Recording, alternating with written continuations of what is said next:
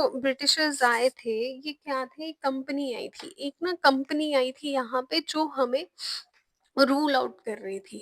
ठीक है, ये क्या कंपनी क्या आई थी, व्यापार बन के आए थे, कंपनी व्यापारी थे। अब ये व्यापारी आए किस लिए थे, यहाँ पे स्पाइसेस के लिए आए थे।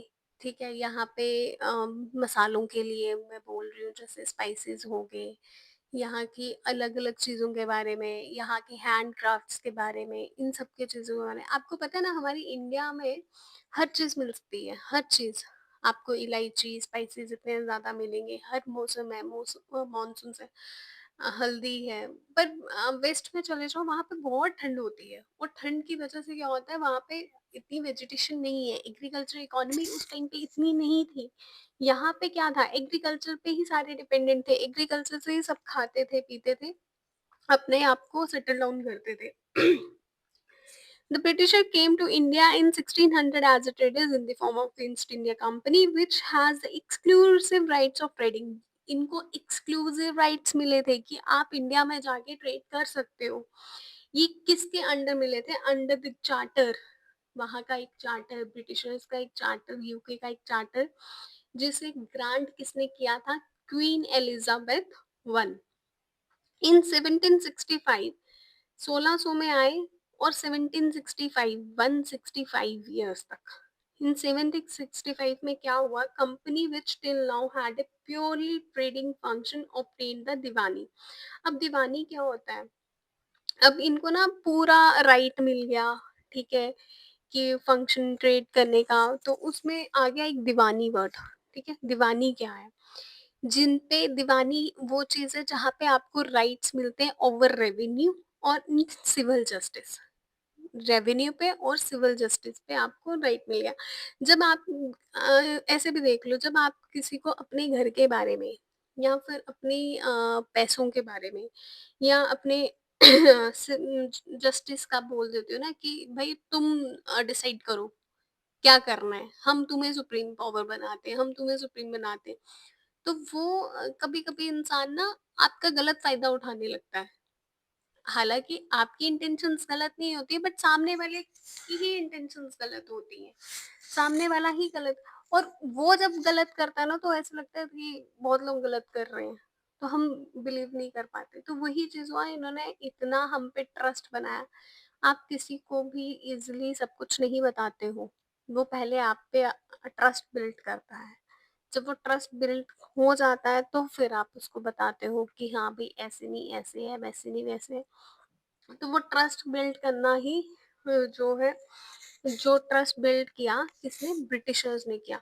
अब उनको दीवानी राइट्स मिल गए भाई, वो हमारे सिविल जस्टिस में भी बोल सकते हैं। हमारे कोई भी इंसान अगर आपके घर के अंदर आके आपको कुछ बोल रहा है, तो इट मीन्स आपने राइट दिया है। तो हमने ही उनको राइट दिए। ये आपको हिस्ट्री में जो हिस्ट्री की आप पढ़ोगे तो वहाँ पे चीजें समझ में आएंगी। अब इनको कहाँ कहाँ का मिला था, Bengal, Bihar and Odisha. This started its career as a territorial power. यहाँ से इनको टेरिटोरियल पावर मिली, 3 जगहों के आपको राइट्स मिल गए। ठीक है, वो भी सिविल जस्टिस, जस्टिस का भी मिल रहा है भाई, तुम कोर्ट चला रहे हो अपना, तुम रेवेन्यू देख रहे हो, पैसा देख रहे हो। तो इनको तो टेरिटोरियल पावर्स मिलना शुरू हो गई। तो वो 3 टेरिटोरियल पावर कौन सी थी, Bengal, Bihar and Odisha. In 1858, in the wake of the Sepoy Mutiny, the British Crown assumed direct responsibility for the governance of India. अब स्पॉय म्यूटनी कब हुई थी, 1858 में। तब लगा कि यार ये तो डायरेक्ट कंट्रोल ही कर रहे हैं हमें। तब तक तो लोगों को मतलब समझ ही नहीं आ रहा था कि हम गुलाम बन चुके हैं। जब स्पॉय म्यूटनी हुई तब समझ में आया कि हम तो गुलाम बन चुके हैं। हम हमें तो गुलाम बना दिया गया है, हमारे ऊपर कौन है, क्राउन है, कोई किसी और कंट्री का जो हमें कंट्रोल कर रहा है। This continued until India was granted independence on 15th August 1947। और ये सब कुछ कब तक चलता रहा, जब तक हमें हमारी आज़ादी नहीं मिल गई 1947 तक। दीवानी राइट्स कहाँ कहाँ के मिले थे, Bengal, Bihar and Odisha. With the independence came the need for constitution, hence a constitution assembly was formed for the purpose in 1946 and on January 26 January 1950. अब हमें कॉन्स्टिट्यूशन की नीड थी, हमारा एक कॉन्स्टिट्यूशन तो होना चाहिए ना, हमारे पास था ही नहीं। तो उस कॉन्स्टिट्यूशन असेंबली कब फॉर्म हुई, उसको बनाने का प्रोसेस कब फॉर्म हुआ, 1946 में।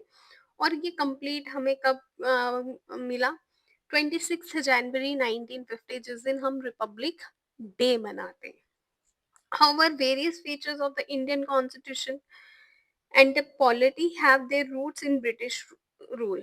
अब यहाँ पे बहुत सारे फीचर्स हैं जो हमने ब्रिटिश रूल से लिए हैं, बाहर की कंट्री से लिए हैं, बोरो किए हैं। There were certain events in the British rule that laid down the legal framework for the organization and functioning of the government and administration in British India. अब हमने यहाँ पे ना बहुत सारे इवेंट्स रूल्स जो अच्छे अच्छे थे ना, हमने वो उठाए हैं, कुछों को हमने मॉडिफाई किया है जो उस टाइम पे मॉडिफाइड नहीं थे। जैसे यूनिवर्सल एडल्ट फ्रेंचाइज, वुमेन्स को भी लाना, कहीं पे नहीं था वुमेन्स को लाने का, इंडिया ने इसको बोला नहीं हम वुमेन्स को भी लाएंगे। तभी तो बहुत छोटी छोटी छोटी एक एक एक चीज का डिटेल्ड में ना हमने उनको अंदर डीपली समझा है। हमारा लिविंग कॉन्स्टिट्यूशन है, हम आज भी उसको अमेंड कर रहे हैं, आज भी अपनी चीजें नेचर के हिसाब से, टाइम के हिसाब से उसको चेंज कर रहे हैं।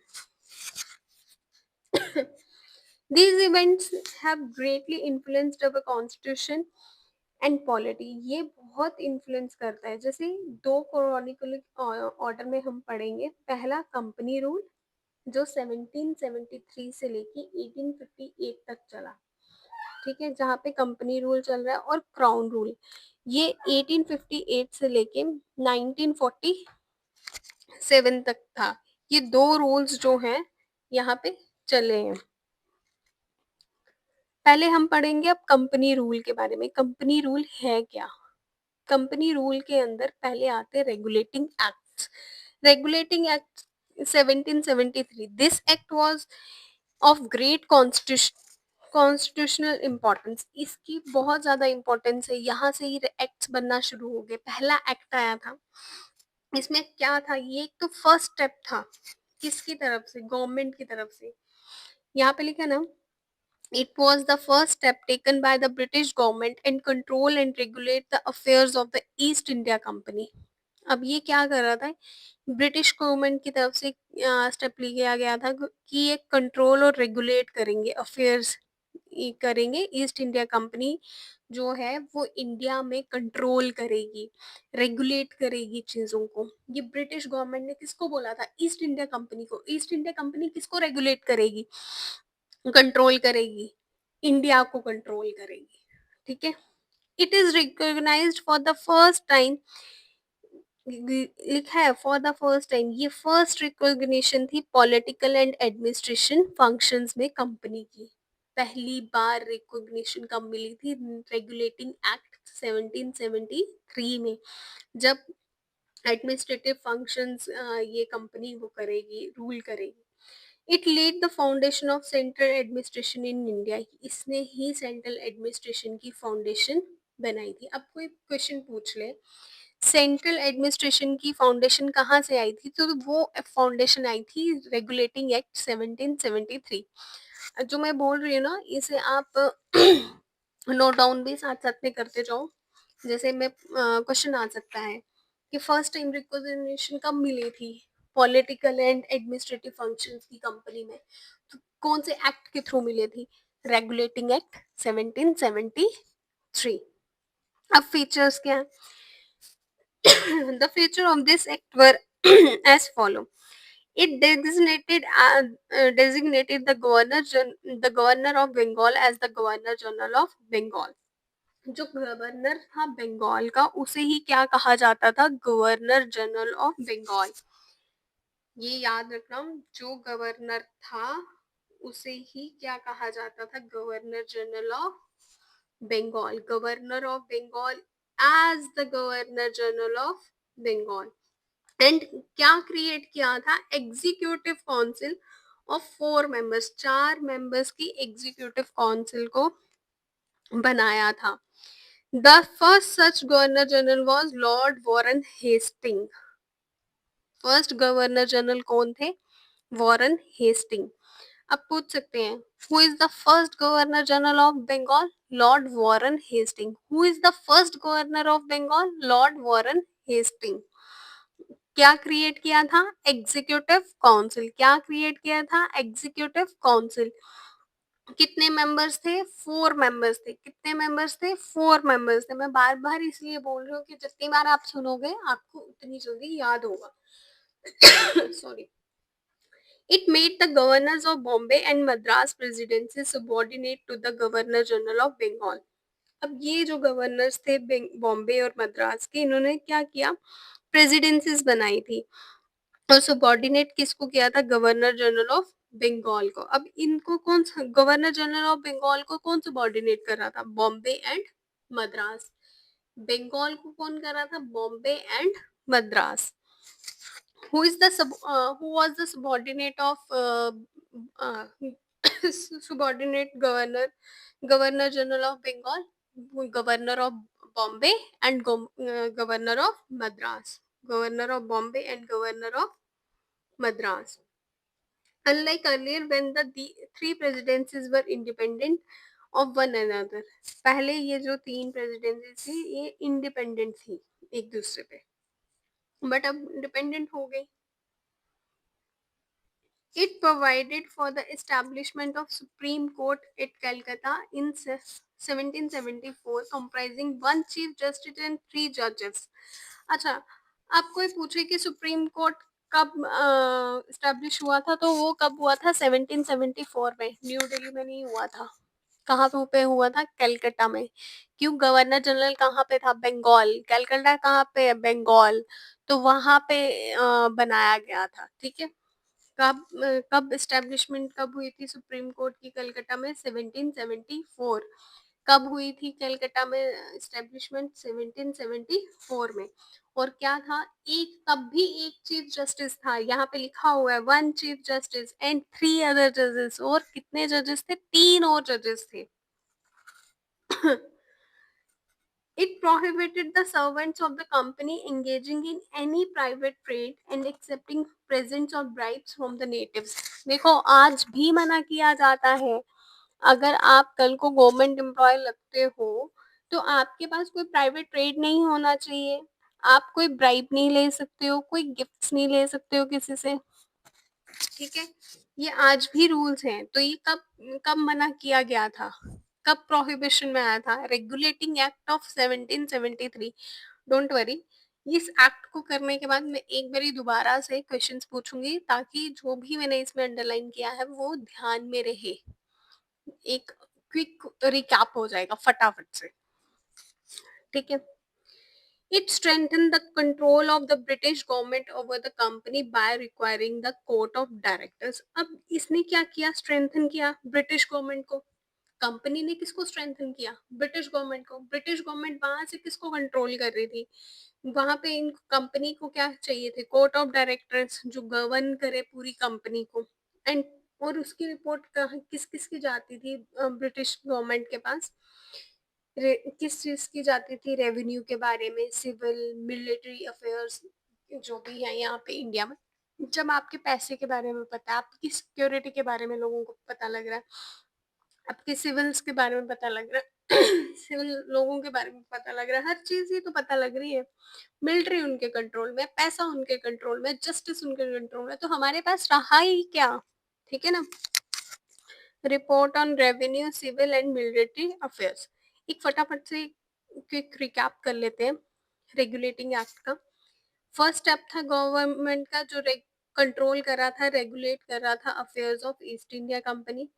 इसने ही रिकॉग्निशन दी थी political and administration functions of the company. इसी ने फाउंडेशन डाली थी। किसकी फाउंडेशन डाली थी? Central administration in India. फिर यहाँ पे ये गवर्नर ऑफ बंगाल को क्या कहा जाता था? Governor general of Bengal. कौन थे? Lord Warren Hasting. और इन्होंने क्या किया था? एग्जीक्यूटिव काउंसिल बनाई थी। कितने मेंबर्स की बनाई थी? 4 मेंबर्स की बनाई थी। गवर्नर जनरल ऑफ बंगाल को कौन से गवर्नर्स सबॉर्डिनेट कर रहे थे, governor of Bombay and governor of Madras. अच्छा, एस्टेब्लिशमेंट ऑफ सुप्रीम कोर्ट कब हुआ था? 1774 में हुआ था। इसमें क्या था? वन चीफ जस्टिस थे और अदर थ्री जजेस, और तीन जजेस थे। It prohibited the servants of the company for engaging in any private, इन्होंने प्रोहिबिट किया था कि कोई भी कोई प्राइवेट ट्रेड नहीं करेगा, ब्राइब्स नहीं लेगा, जो इस कंपनी में है वो कोई प्राइवेट ट्रेड नहीं कर सकता, ब्राइब्स नहीं ले सकता। और इन्होंने सिविल और रेवेन्यू की जो भी रिपोर्ट्स होती थी, मिलिट्री अफेयर्स की, वो कहाँ जाती थी?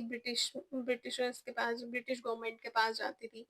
वहां पे कोर्ट ऑफ डायरेक्टर्स बनाए गए कंपनी के लिए कि जो कंपनी को रेगुलेट कर सके अच्छे से। ठीक है, उसके बाद आता है अमेंडिंग एक्ट ऑफ 1781। अब रेगुलेटिंग एक्ट ऑफ 1773 के बाद रेगुलेटिंग एक्ट ऑफ 1781 क्यों नहीं आया? इसको अमेंडिंग एक्ट क्यों कहा जाता है? जो चीजें उस एक्ट में रह गई थी उसको अमेंड करके 1781 में लाया गया। ठीक है, यहाँ पे लिखा है in a bid to rectify the defects of the regulating act of, जो रेक्टिफाई करना रह गया था, bid to rectify defects of the regulating act of 1773, तो ब्रिटिश पार्लियामेंट ने पास किया था अमेंडिंग एक्ट ऑफ 1781। और इसे, इस एक्ट को क्या कहा जाता है? Act of settlement. इस एक्ट को क्या कहा जाता है? Act of settlement. The feature of this act were as follow, इसको फॉलो किया जाता है। It exempted the governor general and the council from the jurisdiction of the supreme Court for the acts done by them in their official capacity. अब इनको exempted किया गया, इनको निकाल दिया गया, गवर्नर जनरल और काउंसिल्स को जुरिसडिक्शन से निकाल दिया गया। सिमिलरली किसको एग्जम्प्ट किया गया? सर्वेंट्स ऑफ द कंपनी, जो सर्वेंट्स में है, भाई इनका तो कोई लेखा जोखा ही नहीं है, इनको तो कोई पूछ ही नहीं सकता सुप्रीम कोर्ट से उनके ऑफिशियल एक्शन से, मतलब वो ऑफिशियली कुछ भी, अगर वो कंपनी में है तो वो उनके ऊपर कोई इतने केसेस नहीं आएंगे, उनको कोई पूछ नहीं दे, उनको तो एग्जम्प्ट कर दिया गया ना।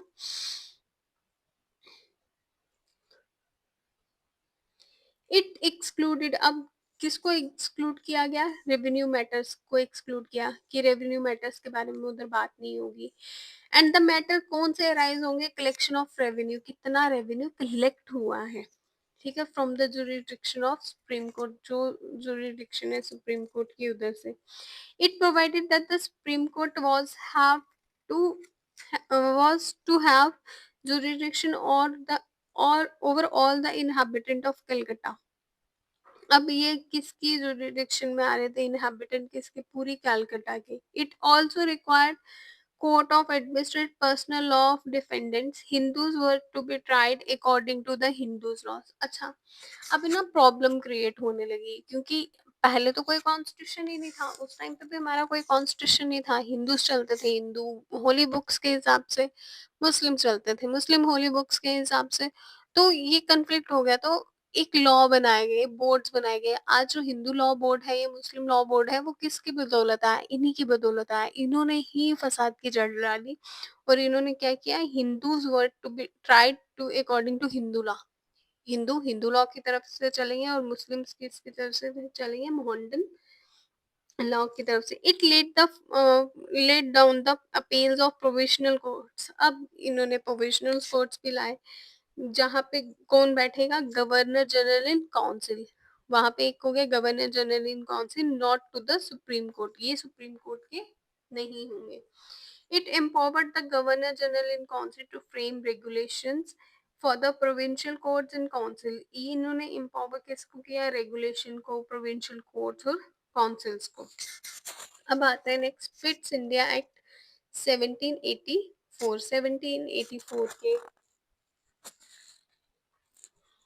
पहले आया रेगुलेटिंग एक्ट 1773, फिर एक्ट ऑफ सेटलमेंट कौन सा है? अमेंडिंग एक्ट ऑफ 1781, फिर 1784 में।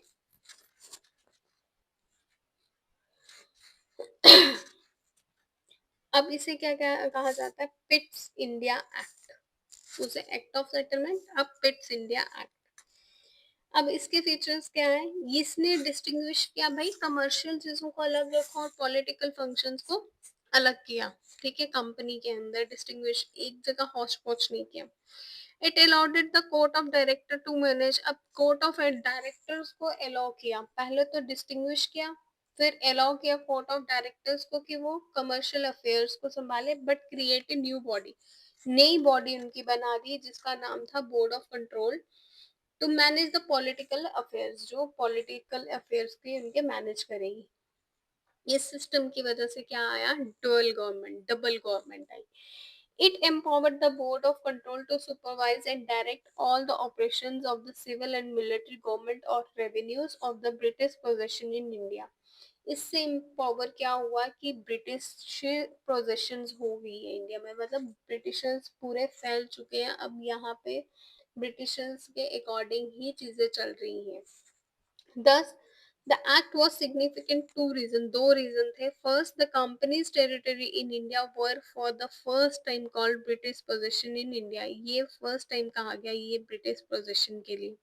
And second, the British government was given the supreme over company's affair and its administration in India. और ये second क्या था? ब्रिटिश गवर्नमेंट को सुप्रीम कंट्रोल दिया गया कंपनी अफेयर्स का और इसकी एडमिनिस्ट्रेशन का इंडिया में। नेक्स्ट है एक्ट ऑफ 1786। अब 1786 में गवर्नर जनरल ऑफ बंगाल किसको अपॉइंट किया गया, लॉर्ड कॉर्नवालिस। गवर्नर 1786 में कौन थे गवर्नर जनरल, लॉर्ड कॉर्नवालिस। इनकी दो डिमांड्स थी, पहला he should be given power to override the decision of his council in special cases, पहले तो वो पावर को ओवरराइड कर सकते हैं कुछ केसेस में। दूसरा, he would be also be the commander in chief, ये commander in chief भी होंगे।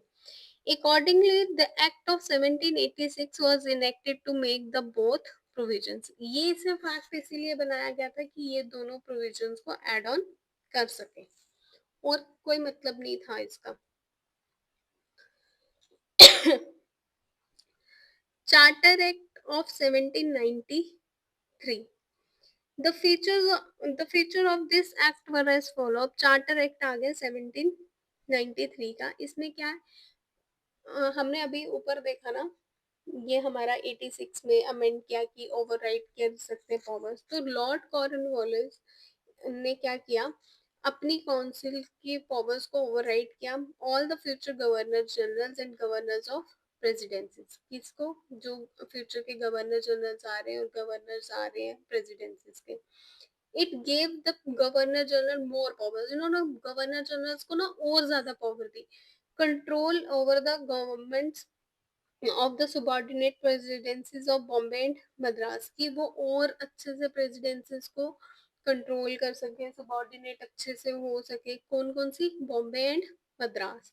इट एग्जिस्ट, अब इन्होंने एक्सटेंड की क्या, ट्रेड मोनोपोली, इंपॉर्टेंट पॉइंट है, trade monopoly in India company में कितने पीरियड के लिए, 20 years के लिए, ठीक है। ट्रेड की मोनोपोली जो थी वो एक्सटेंड की गई, कितने सालों के लिए, 20 सालों के लिए। It provided that the commander in chief was not to be a member of the governor general council, जो कमांडर इन चीफ होगा वो किसका मेंबर नहीं हो सकता, गवर्नर जनरल की काउंसिल का, unless he was also appointed, but उसको अपॉइंट किया जा सकता है। It laid down the members of the board of control and their staff were henceforth to be paid out of Indian revenue। अब इसमें किसका वो डाला गया, कंट्रोल ऑफ बोर्ड या स्टाफ मेंबर्स का, जो इंडियन रेवेन्यूज को देखेंगे, इंडियन रेवेन्यूज को पे ऑफ करेंगे।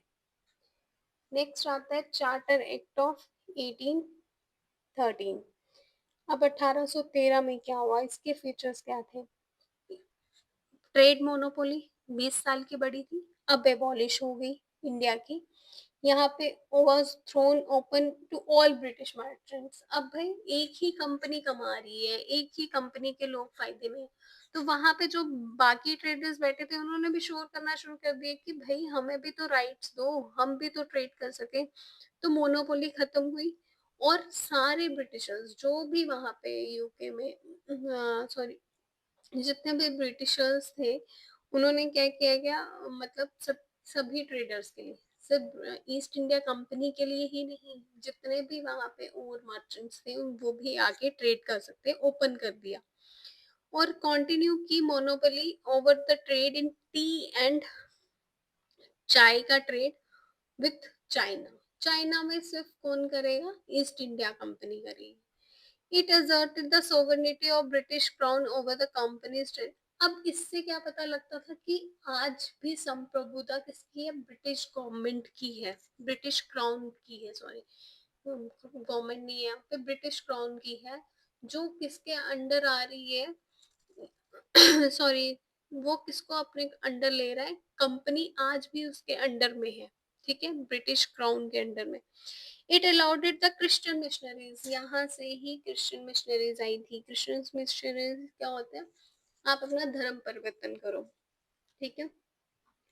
और इनका ये क्या बोलते थे कि हम आपको एनलाइटन करेंगे, आप बेवकूफ लोग हो, आपको पता नहीं है, आप अंधविश्वासी हो, तो हम आपको एनलाइटन करेंगे। और आपको पता है आज वेस्ट में सबसे ज्यादा योगा प्रैक्टिस होता है, और जब हम योगा करते थे तो हमें बेवकूफ बोला जाता था। It provided for the spread of Western education among the inhabitants of the British territories in India। अब इन्होंने क्या किया, वेस्टर्न एजुकेशन को लाना शुरू किया, क्योंकि इन्हें हमें हमारी संस्कृत पढ़ना नहीं आती थी, समझ नहीं आती थी। अब इन्होंने तो रूल करना था हम पे, तो इन्होंने क्या किया, आहिस्ता आहिस्ता अपनी चीजों को अच्छा बताना शुरू कर दिया कि भाई दिन देखो हम ऐसे हैं, हम वैसे हैं, मॉडर्न एजुकेशन होनी चाहिए, वेस्टर्नाइजेशन, गुरुकुल सिस्टम्स खत्म किए। मतलब फ्री में आ जाओ तुम पढ़ने, पहले फ्री का लालच दे दे के गुरुकुल्स में मत जाओ, गुरुकुल्स में बहुत ओल्ड फैशन टाइप है, ऐसी चीजें क्रिएट कर दी गई। It authorise the local governments in India to impose tax. अच्छा, लोकल गवर्नमेंट्स को बोल दिया गया कि वो इम्पोज कर सकते हैं taxes. they could also punish the person for not paying tax। अच्छा, ये पनिश भी कर सकते हैं लोगों को अगर वो उनको टैक्स पे नहीं कर रहे हैं। आपको बोरिंग लग रहा होगा, लेंथी लग रहा होगा, बट इट्स वर्थ इट, क्योंकि सिलेबस बहुत ज्यादा है और टाइम कम है। एटलीस्ट कंपनी रूल हम पढ़ लें, और हम छोटे बच्चे तो हैं नहीं कि हाँ हमें बैठना पड़ रहा है 1 घंटा 2 घंटा। सिटिंग जिन्होंने पढ़ना है वो सिटिंग देते हैं, वो 6 घंटे की 5 घंटे की सिटिंग देते हैं। और अगर ये लंबी हो भी रही है तो it's not a big deal, कितनी ही लंबी हो रही है। Charter act of 1833, 1853, and then हमारा क्राउन रूल, दो ही रहते हैं, तो इसको कंप्लीट कर लेते हैं।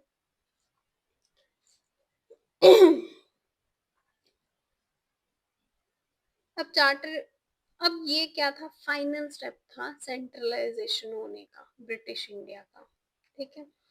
फीचर्स क्या थे, governor general of Bengal is, अब जो पहले गवर्नर ऑफ बंगाल था वो क्या बन गया, गवर्नर जनरल ऑफ बंगाल पहले बना, governor of Bengal is designated as the governor general of Bengal. अब गवर्नर जनरल ऑफ बंगाल क्या बन गया, गवर्नर जनरल ऑफ इंडिया। अब वो पूरे इंडिया का governor general, like president. And vested him all civil and military powers, इनके पास सारी सिविल और मिलिट्री पावर्स दे दी गई। दस act created for the first time government of India having authority over the entire territorial possessed by the British in India। Lord William Bentinck was the Governor General of India। Lord Warren Hastings was the Governor General of Bengal, and Lord William Bentinck was the first Governor of Governor General of India। अगर governor general of India first पूछा जाएगा, that is lord Warren Hastings. It deprived that the governor of Bombay and Madras of their legislative powers। The Governor General of India was given exclusive legislative, अब इनको legislative powers भी मिल गई, ठीक है। Laws बना सकते हैं, अच्छा जो प्रीवियस एक्ट, जो पिछले एक्ट थे उनको क्या कहा जाता है, रेगुलेशंस। और जो नए लॉज बन रहे हैं इनके अंदर, तो उनको क्या कहा गया, acts. It ended the activities of the east India company as a commercial body. अब इसमें क्या एंड हुआ, ईस्ट इंडिया कंपनी का कमर्शियल बॉडी की तरह ईस्ट इंडिया कंपनी का एक्टिविटीज खत्म हुई, मतलब अब आप कमर्शियली नहीं हो, which became a purely administrative body। अब आप प्योरली एडमिनिस्ट्रेटिव बॉडी हो, सिर्फ कमर्शियल बेसिस पे ही नहीं है। It provided that the company's territory in India were held by it in trust of His Majesty, his hires and success। अब ये जो भी काम होता था वो किसके लिए होता था, उस मेजेस्टी के लिए, मेजेस्टी के हायर्स के लिए, या उनके आने वाली वंशज के लिए, ठीक है, उनके नाम पे होता था। The charter act of 1833 attempted to introduce, अच्छा अटेम्प्ट हुआ था, इंट्रोड्यूस नहीं हुआ था, सिर्फ अटेम्प्ट लिखा हुआ है, यहाँ पे कंफ्यूज हो जाओगे आप। civil services open competition selection of civil service servant and stated in India should not be debated from holding un, any place office employment under the company। Indians को allowed नहीं था। However, this provision was negated opposition for the from the court of directors। अब court of directors ने मना कर दिया, पर attempt किया गया था कि इसको ओपन कर देते हैं, क्योंकि उनको लगता था इंडियंस आर फुल, वो एग्जाम्स क्रैक नहीं कर पाएंगे, ठीक है। बट कुछ लोगों को लगता था कि नहीं, इंडियंस आर इंटेलिजेंट, वो एग्जाम्स क्रैक कर लेंगे। तो इन चीज़ों की वजह से ना ये डिलेमा ही रहा। नेक्स्ट है, मतलब अटेम्प्ट करने की कोशिश की थी, इंट्रोड्यूस नहीं हुआ था। Charter act of 1853, this act this was the last of the series of charter acts passed by British Parliament between 1793 and 1853। ये लास्ट चार्टर था, लास्ट सीरीज का लास्ट वो था, एक्ट था। It was a significant constitutional landmark, ये constitutional landmark था। It separated for the first time legislative and executive functions of the Governor General Council। इन्होंने first time क्या किया था, लेजिस्लेटिव और एग्जीक्यूटिव फंक्शंस को अलग किया गया था। It provided for the addition of 6 new members and legislative councils of the legislative councillors to the council। इन्होंने पहली एडिशन करके 6 लेजिस्लेटिव काउंसिलर्स को या काउंसिल को एडिशन की थी, 6 न्यू मेंबर्स की, पहले कितनी थी, 4 की थी। यहाँ पे क्या, in other words it establish separate governor general legislative council, governor general की सेपरेट लेजिस्लेटिव काउंसिल, इन्होंने इसका मतलब अलग की, जिसे आज came to be known as Indian central legislative council, जिसे किसके नाम से जाना जाता है, इंडियन लेजिस्लेटिव काउंसिल या सेंट्रल लेजिस्लेटिव काउंसिल के नाम से। This legislative wing of the council functioned as a mini parliament। इस विंग को क्या कहा जाता था, mini parliament. adopting the same procedures as the British Parliament। ये क्या कर रहे थे, सेम प्रोसीजर्स फॉलो कर रहे थे ब्रिटिश पार्लियामेंट के। Thus legislation for the first time was treated as a function of the government। इसे कैसे ट्रीट किया जाता था, first time function of the government के हिसाब से। Requiring special machinery, special processes, यहाँ पे इनको जरूरत पड़ेगी। अब यहाँ पे इट इंट्रोड्यूस्ड, पहले अटेम्प्ट था, अब इंट्रोड्यूस्ड किया गया है open competition of selection and requirement of civil servants.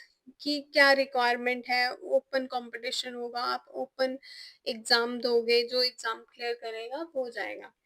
The converted civil services was thrown to the open Indian also। अब इंडियंस के लिए भी आया गया है, कब आया गया था, चार्टर एक्ट ऑफ 1853 के अंदर। According the Macaulay committee, Macaulay की कमेटी के अकॉर्डिंग क्या था, मैकॉले की कमेटी के अंदर कब अपॉइंट हुआ था, 1854 में। Yeah, it extended the company's rule and allowed it to retain the possession of Indian territories on the trust of British Crown। किसके विश्वास के ऊपर? ब्रिटिश क्राउन के ऊपर, छोड़ो इसको। But it did not specify any particular period, any unlike previous charters. कोई particular period नहीं बताया गया था। ये क्लियर इंडिकेशन था कि कंपनी रूल कभी भी टर्मिनेट हो सकता है from the British parliament. It introduced for the first time local representation. इसी रूल के अंदर पहली बार लोकल्स इंडियंस की लोकल्स के रिप्रेजेंटेशन सिर्फ आने लगे थे। Of the 6 new legislative members, 4 members were appointed by the local government of Madras. कौन कौन से अपॉइंट कर सकते थे? मद्रास, बॉम्बे, बंगाल एंड आगरा। कौन कौन से? मद्रास, बॉम्बे, बंगाल एंड आगरा। कौन कौन से थे वो 4 लोकल प्रोविजंस गवर्नमेंट के? मद्रास, बॉम्बे, बंगाल एंड आगरा। ये हमारा खत्म हो गया कंपनी रूल। नेक्स्ट कल हम पढ़ेंगे क्राउन रूल। क्राउन रूल पढ़ने से पहले कंपनी रूल के जितने भी एमसीक्यूज होंगे हम वो सॉल्व करेंगे। ओके, आई होप आपको मेरा लेक्चर समझ में आया है।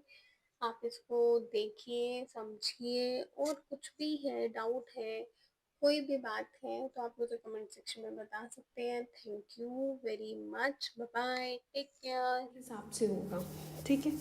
मतलब in the name of majesty, in the name, जैसे आज कोई भी काम होता है तो वो इंडियन प्रेसिडेंट के हिसाब से होता है, क्योंकि यहाँ पे प्रेसिडेंट को सुप्रीम माना जाता है। तो अब हम पढ़ेंगे क्राउन रूल। है क्या है क्राउन रूल? अब ये आया कब, इसकी शुरुआत कहाँ से हुई? ये शुरुआत होती है रिवॉल्ट ऑफ 1857 में, जब फर्स्ट वॉर ऑफ इंडिपेंडेंस और द स्पॉय म्यूटनी होती है, ठीक है। फर्स्ट वॉर ऑफ इंडिपेंडेंस और स्पॉय म्यूटनी, ये एक्ट, इस एक्ट को क्या कहा जाता है? Good government of India act.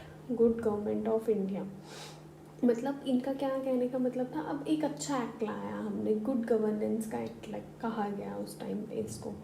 और इस एक्ट को मतलब जो रिवॉल्ट ऑफ 1857 है उसको क्या क्या कहा जाता है? फर्स्ट वॉर ऑफ इंडिपेंडेंस, पॉय म्यूटनी। और इसे ये भी माना जाता है कि ये वेक कॉल थी इंडियंस के लिए कि उठ जाओ, अब जो झगड़े वगैरह हो, जो भी हम जो हैं, हम एक किसी के कंट्रोल में हैं, we are the puppets of the Britishers. तो ये वेकअप कॉल थी इंडियंस के लिए, अब जाग जाओ, जाग जाओ, अब देखो क्या हो रहा है। अब इसके फीचर्स क्या थे? पहला फीचर क्या था? गवर्नर जनरल को चेंज कर दिया गया as the viceroy of India, और एक सेक्रेटरी ऑफ द स्टेट बना दिया गया। अब जो वाइसरॉय था वो किसको डायरेक्ट करेगा? कंपनी को नहीं करेगा, वो सीधा डायरेक्ट करेगा ब्रिटिश क्राउन को। और फर्स्ट वाइसरॉय ऑफ इंडिया कौन था? Lord Canning. अब इसमें जैसे ही ये good government of India act आया 1858 का, तो उसमें क्या कहा गया कि ब्रिटिश क्राउन जो है उसे जो ब्रिटिश क्राउन जो है क्राउन जो है वो इंडिया में डायरेक्ट रूल करेगा, एक तो ये कहा गया। दूसरा एक सिस्टम एंड हुआ, वो कौन सा सिस्टम एंड हुआ? डुअल गवर्नमेंट का सिस्टम ख़त्म हुआ, डुअल गवर्नमेंट का सिस्टम ख़त्म हुआ। Board of abolishing of board of control and court of directors के सिस्टम ख़त्म कर दिया गया। अब इसकी जगह एक चीज़ ख़त्म की तो दूसरी चीज़ बनाई भी तो। वो दूसरी चीज़ क्या बनाई? इन्होंने क्या बनाया? क्रिएटेड ए न्यू ऑफिस, नया ऑफिस बनाया, secretary of state for India. Secretary बनाया, एक सेक्रेटरी की पोजीशन बना दी, जो किसको रिप्रेजेंट करेगा? इंडिया को करेगा। किसको करेगा? वाइसरॉय को करेगा। वाइसरॉय और सेक्रेटरी दो इम्पॉर्टेंट पोजीशंस हो गई हमारे इंडिया में, ठीक है। वो दो इम्पॉर्टेंट जो पोजीशंस थी वो डायरेक्ट हमें उसमें करेंगी। फिर इसमें इस्टेब्लिश की गई 15 मेंबर की काउंसिल, जो किसको असिस्ट करेगी? Secretary of state of India को। ये काउंसिल को क्या कहा गया? एडवाइजरी बॉडी कहा गया, ठीक है। इससे उस और इसमें किससे ज़्यादा कुछ नहीं दिया हुआ है, यही बताया हुआ है कि वो उन्हें क्या कहा गया 1858 में, ये गवर्नमेंट सीधे प्रिवेल्ड आ गई, अब ये हमारी गुड गवर्नेंस है। कुछ गुड गवर्नेंस नहीं थी, इनका मैनिपुलेशन के तरीके थे। फिर आया Indian council act of 1861, after the great revolt, अब रिवॉल्ट के बाद 1858 का एक्ट आया जिसे गुड गवर्नेंस ऑफ एक्ट भी कहा जाता है। ये कब आया था? स्पॉय म्यूटनी के बाद। अब दूसरा एक्ट इन्होंने लाया 61 में। अब जो चीज़ें 57 में रह गई थी, अब वो किस में रखी इन्होंने? 61 में लेकर आए, ठीक है। और इसमें क्या आया? 3 एक्ट्स इनेक्ट हुए थे जो बहुत इंपॉर्टेंट है, लैंडमार्क्स थे। 61 का, 1892 का और 1909 का। 1861, 1892 और 1900 का। The council act of 1861 is an important landmark in the constitutional and political history. ये लैंडमार्क बहुत इम्पॉर्टेंट लैंडमार्क है। कैसे है?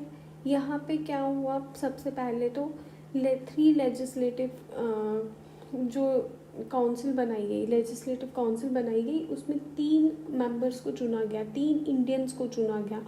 वो कौन कौन से थे? The raja of Banaras, maharaja of Patiala and sir Dinkar Rao. कौन कौन से थे? Raja of Banaras, the maharaja of Patiala and sir Dinkar Rao.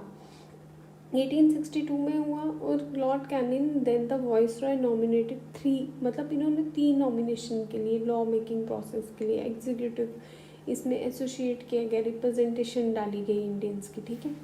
फिर इन्होंने कौन सा प्रोसेस लाया? डिसेंट्रलाइजेशन का प्रोसेस लाया। लेजिस्लेटिव पावर्स दी गई, वापस से रिस्टोर की गई बॉम्बे और मद्रास प्रेसिडेंसीज की। इन्होंने क्या किया? Reserve the centralize tenancy, then that started the regulating act of 1773 जो 1773 में स्टार्ट हुआ था, वही वापस इन्होंने सेंट्रलाइजेशन को रिवर्स्ड किया, डिसेंट्रलाइज्ड किया। और फिर ये कब तक चला सारा सिस्टम? चार्टर एक्ट ऑफ 1833 तक। ये इसकी इसके जो पॉलिसी थी वो डेवोल्यूशन किसका रिजल्ट थी?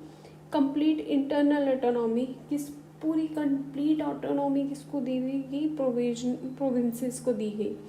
It also provided for the establishment of new legislative council.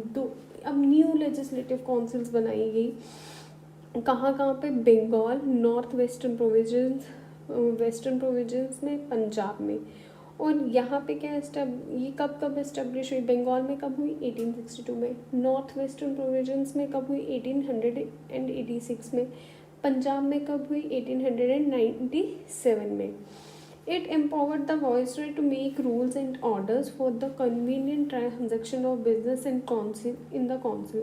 अब इन्होंने ना एम्पावर किया, ऑर्डर्स, कन्वीनियंट ट्रांजेक्शन्स, बिजनेस, ये सब के बारे में। It also gave the recognition of portfolio system. अब इन्होंने किसको रिकोगनाइजेशन दी? पोर्टफोलियो सिस्टम को। अब ये इसको किसने इंट्रोड्यूस किया था? लॉर्ड कैनिंगमैन। कब किया था? 1559 में। 58 में क्या आया था? Good governance act. Good governance act में क्या आया था? वाइसरॉय की पोजीशन आई थी और गवर्नर जनरल ऑफ इंडिया ख़त्म कर दिया गया था। तो 59 में ही आ गया था portfolio system. Under this A member of viceroy council made in charge of one और मोर डिपार्टमेंट्स। अब वाइसरॉय जो है वो काउंसिल्स के अंदर डिपार्टमेंट्स बनाए गए। वो अब जो वाइसरॉय था वो किसी भी या तो एक से ज़्यादा डिपार्टमेंट्स का मेंबर हो सकता था, इंचार्ज हो सकता था। On the behalf of issue कोई फाइनल ऑर्डर्स जो भी आएंगे मैजेस्टी से या ब्रिटिश क्राउन से, वहाँ उसके हिसाब से। It empower the viceroy to issue. अब इसने किसको पावर दी? किसको एम्पावर किया? वाइसरॉय को किसके रिगार्डिंग कि इशू ऑर्डिनेंस करना है? मतलब अब इसको लेजिस्लेटिव काउंसिल से इतना लेना देना नहीं है, वो खुद भी कर सकता है। और इवन कि जब इमरजेंसी का टाइम हो उस टाइम पर भी। The life of such an ordinance of 6 months। अब इनकी ऑर्डिनेंस की लाइफ कितनी हो गई? 6 months। The feature of this act were as follow. अब इनके क्या फीचर्स हैं? It increase the number of additional non official members in the central and provisional legislative councils but maintain the majority in them। अब इन्होंने क्या किया? Non officials members की गिनती बढ़ा दी। भाई लाए जाओ, अब दिखाना तो था ना, हम कुछ ना कुछ कर ही रहे हैं। अब ऐसे तो नहीं बैठ सकते थे कि हाँ कुछ भी नहीं दिखाना है, हम नहीं कर रहे हैं, कुछ तो दिखाना था। उसके दिखाने के कॉम्पनसेशन में इन्होंने क्या किया, इन्होंने बोला कि हाँ भाई हम काम कर रहे हैं आपके बिहाफ के ऊपर, तो हम आपको रिप्रेजेंटेशन दे रहे हैं। तो ये ना नॉन ऑफिशियल मेंबर्स की गिनती बढ़ाते हैं। वो कहाँ से कितनी बड़ी, 16 से आई थिंक 60 तक बढ़ा दी थी। अच्छा, अब इन्होंने क्या बोला कि तुम बजट में आओ, बजट में बैठ जाओ, बट तुम एड्रेस कुछ नहीं कर सकते। तुम बोल क्वेश्चंस जो है addressing question to the executive, मतलब आप डिस्कशन का पार्ट हो बट आपके सुझाव माने नहीं जाएंगे, ये होता था उस टाइम पे। अच्छा, इन्होंने क्या किया, सम नॉन ऑफिशियल मेंबर्स कहाँ किया, central education council by the voice on the recommendation of provisional. अब किसकी रिकमेंडेशन पे होगा, provisional of the Provisional Legislative Councils, Bengal Chamber of Commerce, Provisional Legislative Council by the governors on the recommendation of district boards। अब जो governance की recommendation होगी वो district boards में जाएगी, म्यूनसिपैलिटीज़ में जाएगी, यूनिवर्सिटीज़ में जाएगी, ट्रेड एसोसिएशंस में जाएगी, ज़मींदार चैम्बर्स, इन सब के लिए।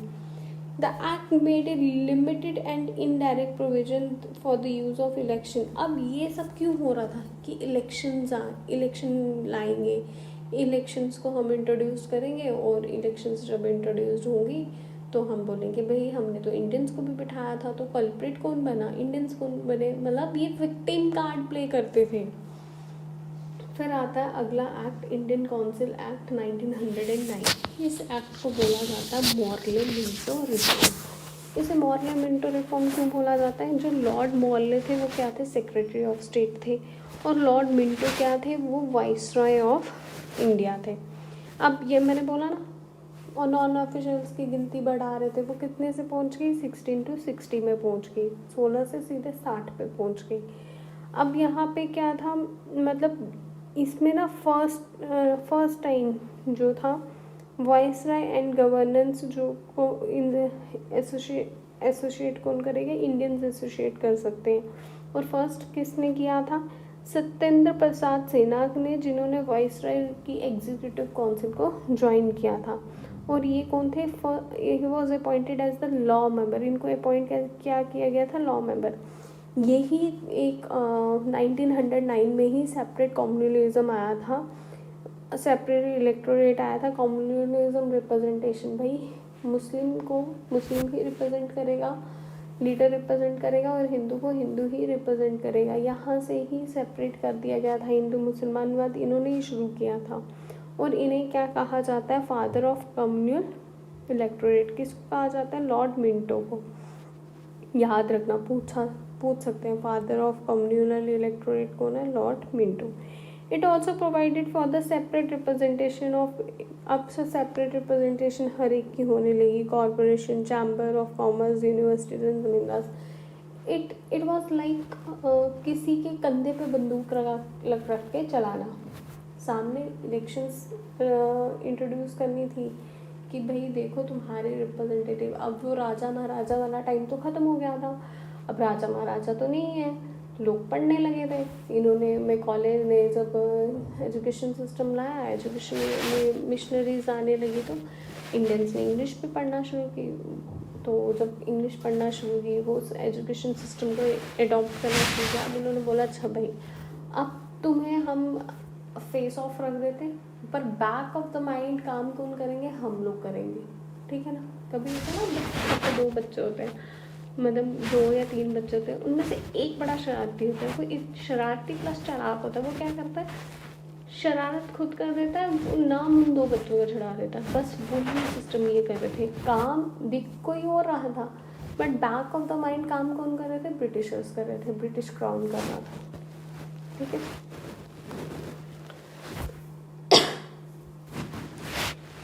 The Government of India Act 1919 was thus enacted, came into force in।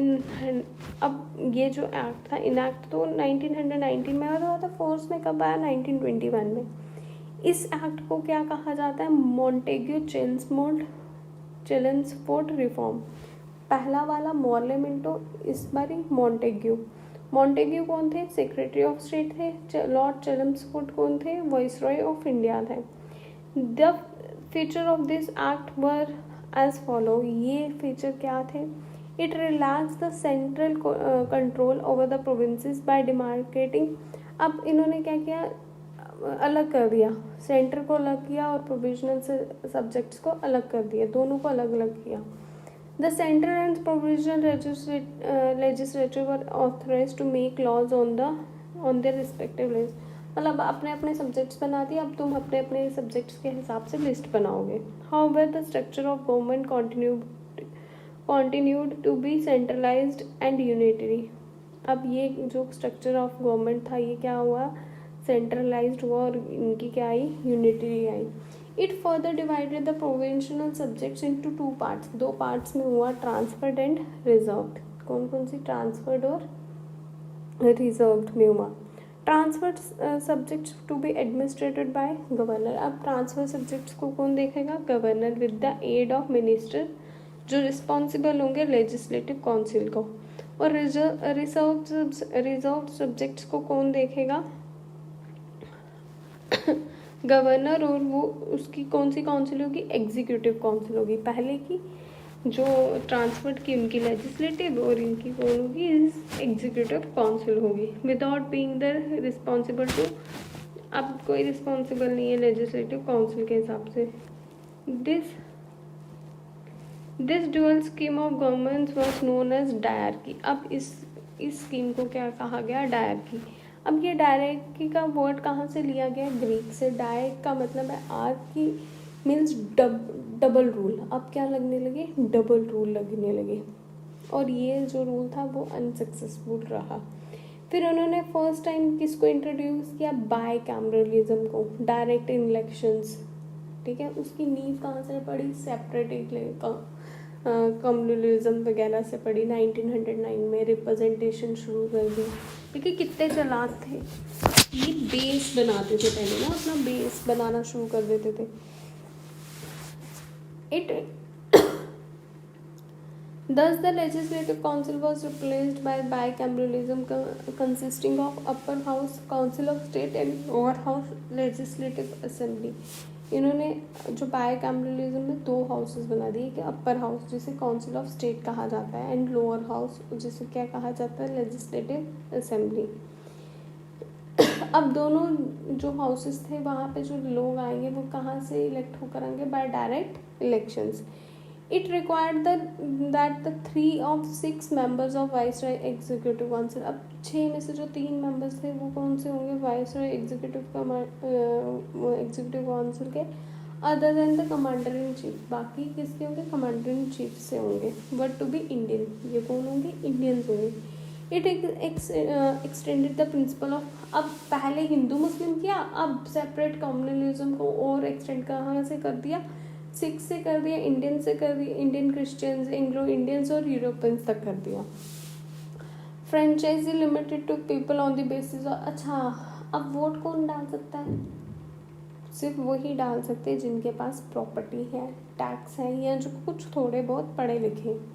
It created a new office of high commissioner for India in London and transferred him to some of the function hitherto performed by the secretary of state for India. अब इन्होंने नया high commissioner का एक office create कर दिया, कहाँ पे, London में क्रिएट कर दिया। इसके लिए क्रिएट किया इंडियंस के लिए, जिसमें इंडियंस के लिए कोई काम नहीं होता था।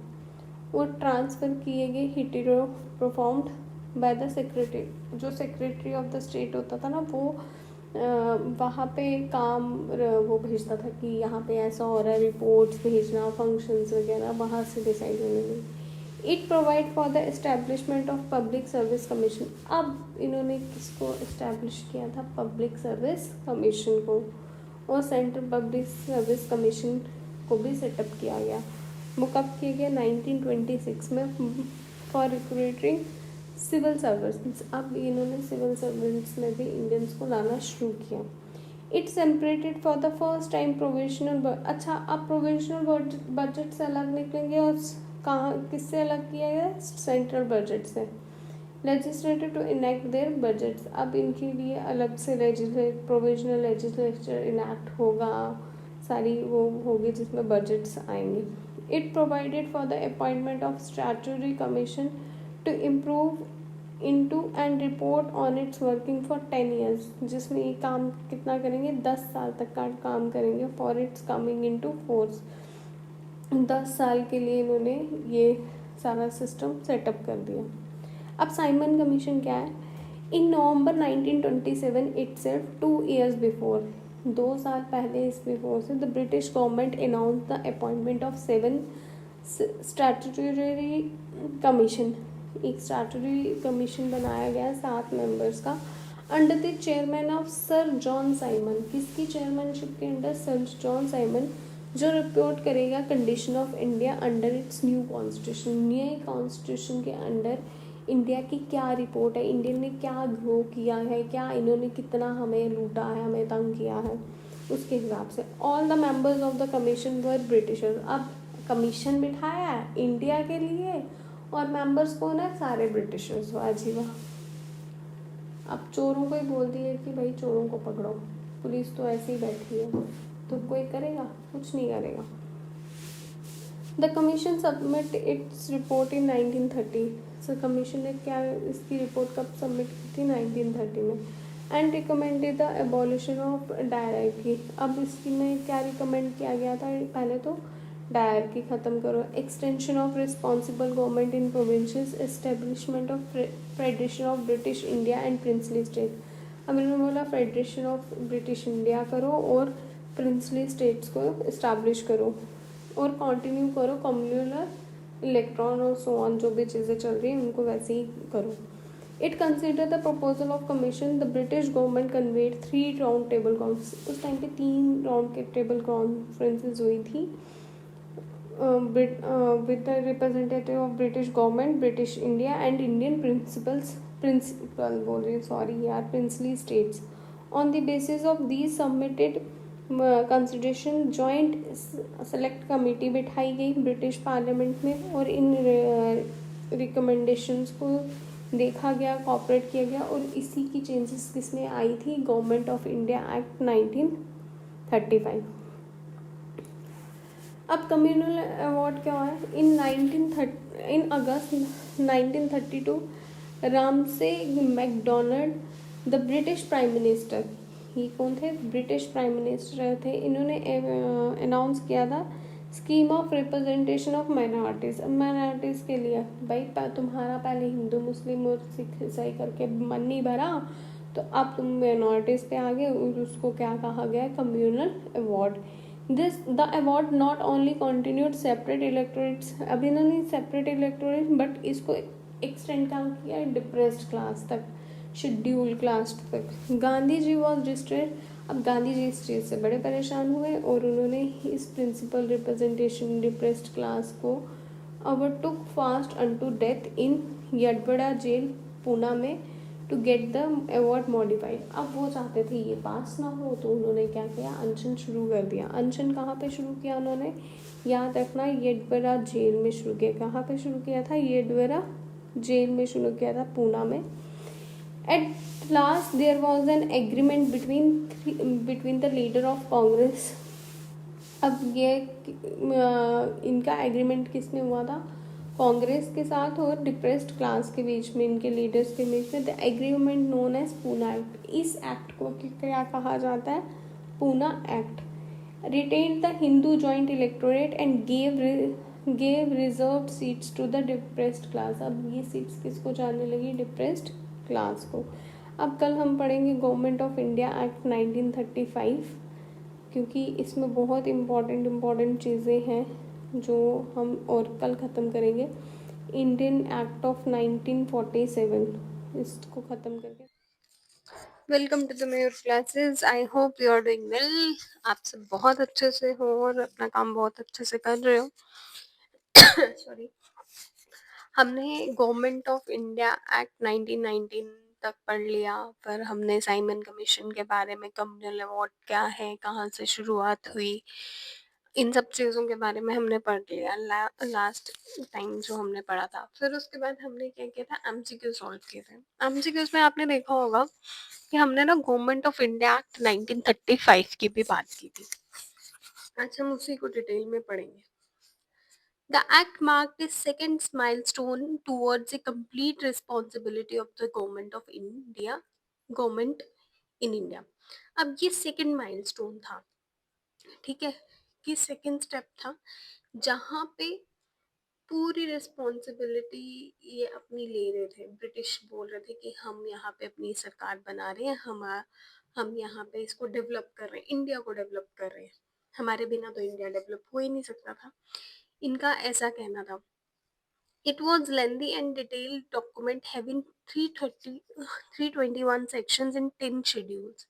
अब ये लेंदी डॉक्यूमेंट था और इसकी कितने उस टाइम पे इन डॉक्यूमेंट्स बनाए थे, कितने सेक्शंस बनाए थे, 321।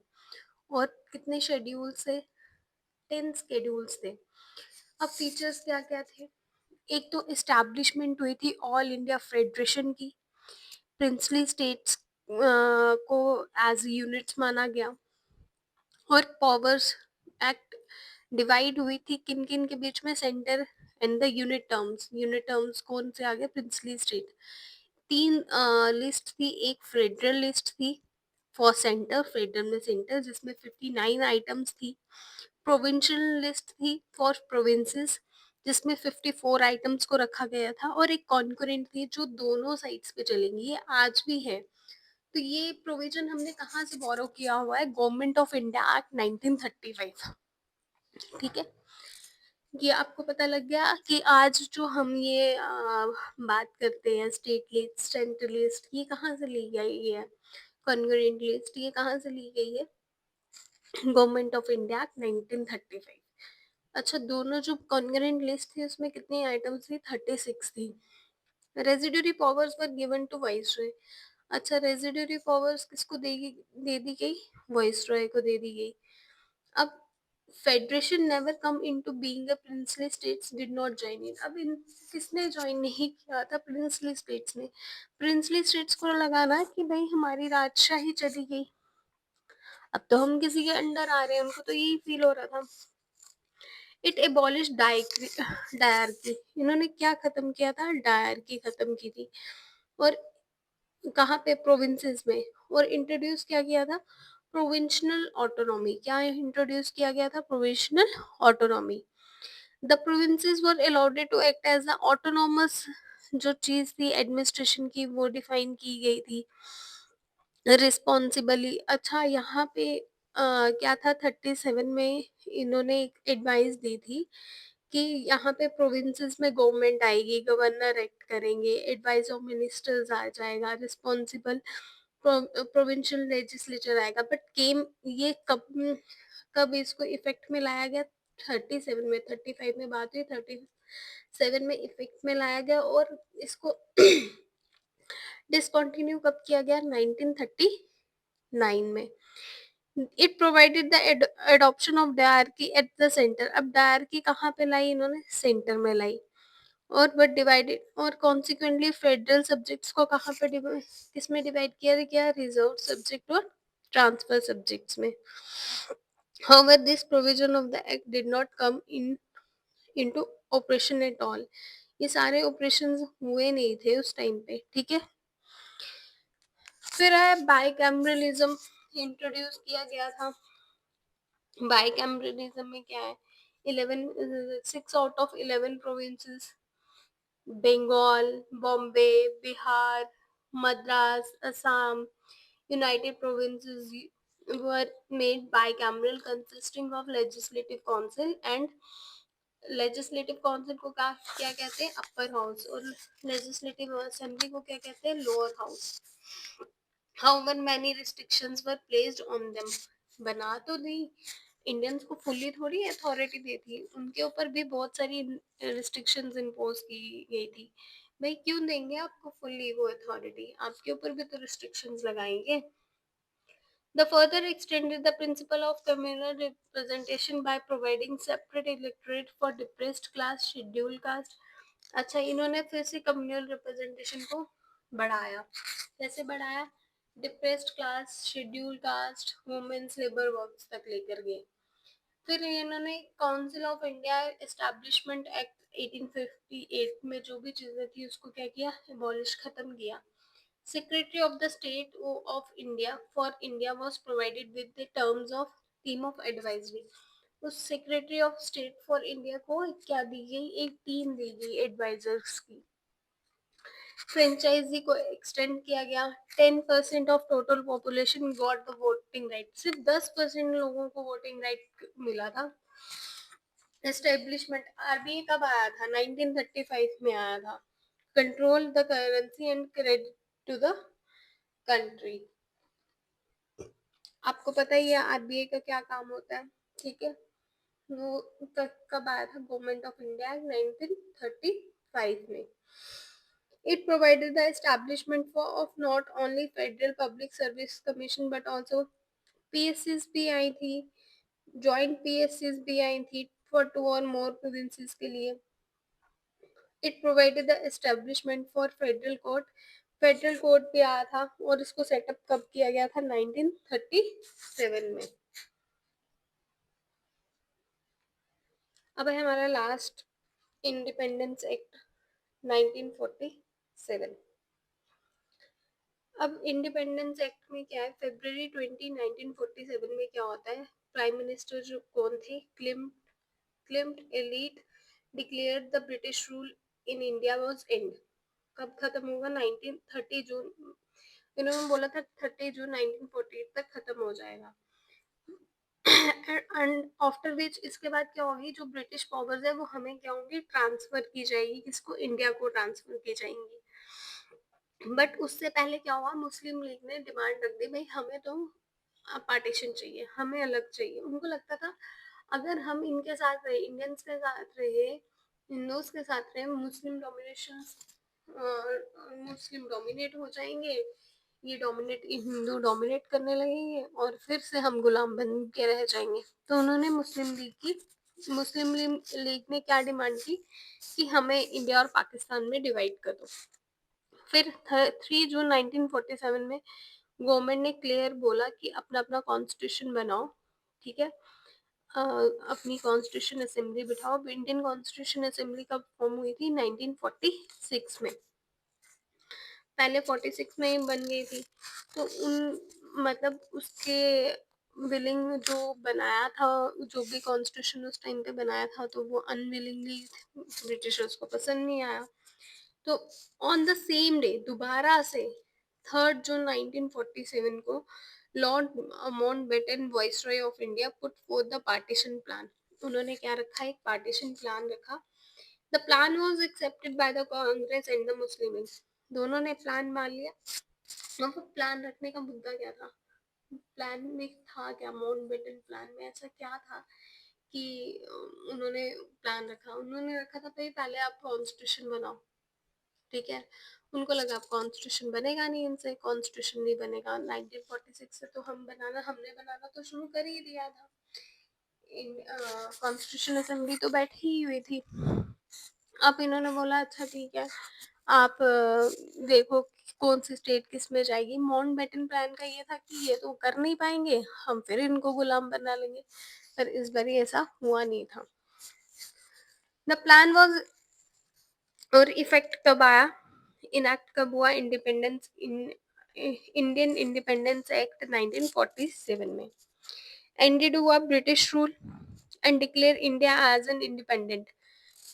और ब्रिटिश रूल खत्म हुआ 14 अगस्त 1947 को. इंडिया एक सॉवरेन स्टेट बन गया. और ये क्या बना? डिक्लेयर क्या हुई? इंडिया की इंडिपेंडेंस डिक्लेयर हुई. इसी दिन पार्टीशन भी हुआ. इंडिया दो देशों में बट गया. कौन कौन सी डोमिनेंस? एक इंडिया और एक पाकिस्तान. ठीक है.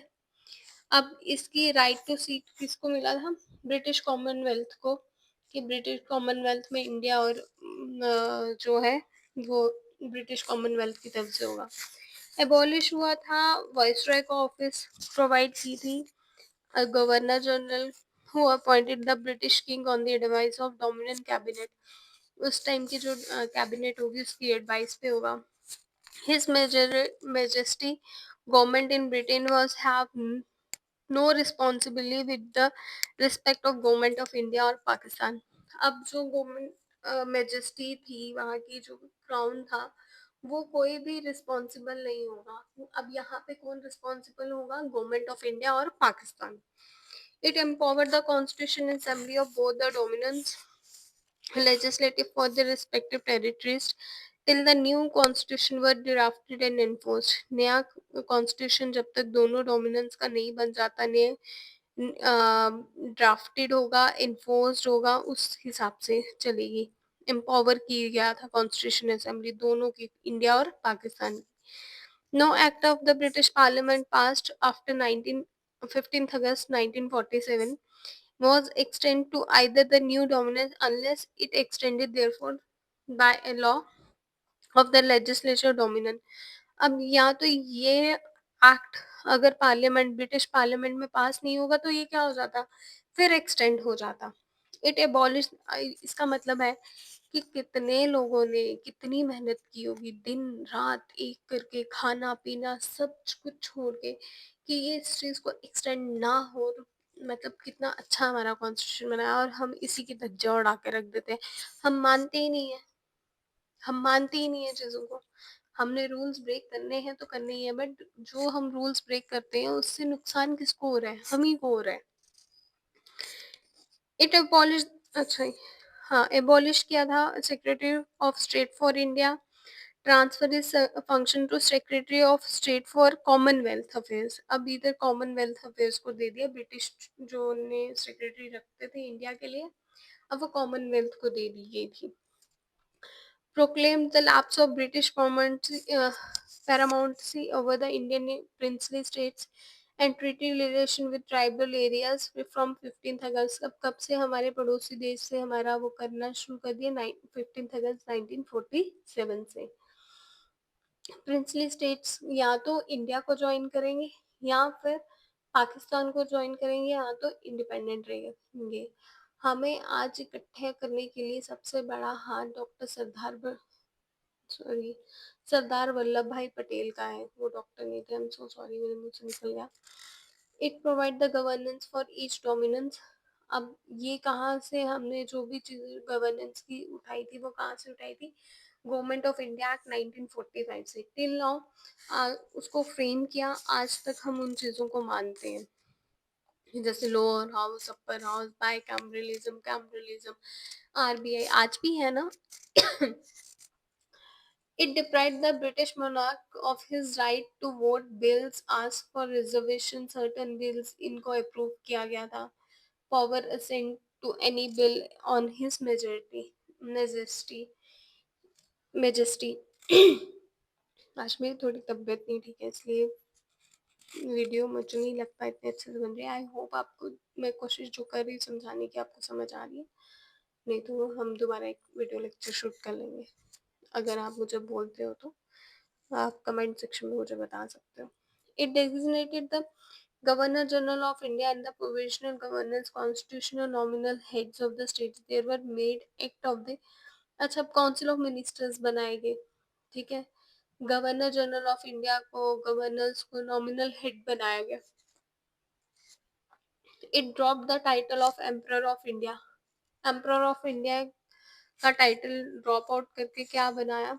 रॉयल, कहाँ से? Royal titles of the king of England. इसको, इस एम्परर, रॉयल किंग, इस आइडिया को ही ड्रॉप आउट कर दिया गया था, छोड़ दिया गया था।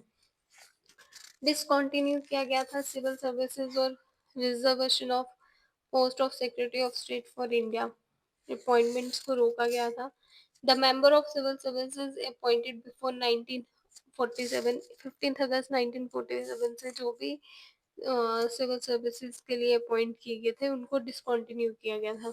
Would continue to enjoy all the benefits they were entitled to till that time. उसके बाद से जो दोबारा से आए उनके हिसाब से चला। एट द स्ट्रोक ऑफ, अब आप सबको पता है कि आधी रात को, रात के 12 बजे क्या हुआ था? 12 बजे पाकिस्तान अलग हुआ, एक, एक नई कंट्री इंडिया से निकली, वो कोई क्या थी? पाकिस्तान। 14 अगस्त 1947 को पाकिस्तान बना और पाकिस्तान आज़ाद हुआ। 15 अगस्त 1947 को इंडिया आज़ाद हुआ था, ठीक है। और लॉर्ड माउंटबेटन क्या थे? First governor general of the new dominion of India. और जवाहरलाल नेहरू ने जो थे वो क्या थे? First prime minister independent India के। और कॉन्स्टिट्यूशन असेंबली कब फॉर्म हुई थी? 1946 46 में became the parliament of the Indian dominion. ये किसका पार्ट बनी थी? इंडियन डोमिनियन का। अब जब इंटरिम गवर्नमेंट 1946 में जब कॉन्स्टिट्यूंट असेंबली बैठी थी, जवाहरलाल नेहरू क्या थे? Vice president of the council थे, एक्सटर्नल अफेयर्स थे, कॉमनवेल्थ के रिलेशंस में भी थे। सरदार वल्लभ भाई पटेल होम मिनिस्ट्री में थे और इंफॉर्मेशन ब्रॉडकास्टिंग में थे। Doctor Rajendra Prasad food and agriculture, doctor John Mathai industry and supply, Jagjivan Ram labour के थे पोर्टफोलियो, सरदार बलदेव सिंह डिफेंस में, CH Bhabha works mine and power में, Liaquat Ali Khan finance, Abu Rab Nishtar post and air में, Asaf Ali railway and transport, C Rajagopalachari education and arts में, I चुन चुंदरगिर कहाँ पे थे? कॉमर्स में, गजनफर अली खान हेल्थ, जोगिंदर नाथ लॉ में थे। First cabinet of free India में किसके पास कौन सा पोर्टफोलियो था? जवाहरलाल नेहरू तो एक PM थे, ये तो हमें पता है। एक्सटर्नल अफेयर्स और कॉमनवेल्थ रिलेशंस के साइंटिफिक रिसर्च का भी इनके पास पोर्टफोलियो था। सरदार वल्लभ भाई पटेल पहले भी होम मिनिस्ट्री में थे और इंफॉर्मेशन ब्रॉडकास्टिंग में भी तब भी थे और अब भी थे, अब स्टेट्स रीऑर्गेनाइजेशन में भी थे। Doctor Rajendra Prasad food and agriculture में थे। मौलाना अब्दुल आजाद कलाम आजाद एजुकेशन में थे, ठीक है। Doctor John Mathai railway and transport, R.K. Shanmukham Shetty finance में थे। Doctor B.R. Ambedkar law, Jagjivan Ram labour, Sardar Baldev Singh defence. देख लो यहाँ पे सरदार वल्लभ भाई पटेल है, इधर सरदार बलदेव सिंह है, इनका डिफरेंस कंफ्यूजिंग वाला है। राजकुमारी अमृत कौर, देखो सरदार वल्लभ भाई पटेल होम मिनिस्टर सबको पता है, इंफॉर्मेशन एंड ब्रॉडकास्टिंग ये याद रखने वाला पॉइंट है। Rajkumari Amrit Kaur health, CH Bhabha commerce, Rafi Ahmed Kidwai communication के थे। Doctor Shyama Prasad Mukherjee industries and supplies में थे। VN गडकरी किसमें थे? वर्क्स माइन एंड पावर में थे, ठीक है। That's for the end historical background of Indian constitution. Next है making of the Indian constitution, कैसे बना था। और पहले ना, इससे पहले मैं एक काम करूँगी, स्क्रिप्ट नोट्स बनाऊंगी historical background of Indian constitution के, प्लस MCQs जितने हो सकेंगे उतने दोबारा से MCQs करेंगे, ताकि आपको और अच्छे से समझ आए और आप इजीली चीज़ों को समझ के इजीली कर पाओ। आगे दौड़ पीछे छोड़ नहीं करेंगे, अच्छे से करेंगे, थोड़ा करेंगे बट बहुत अच्छे से करेंगे।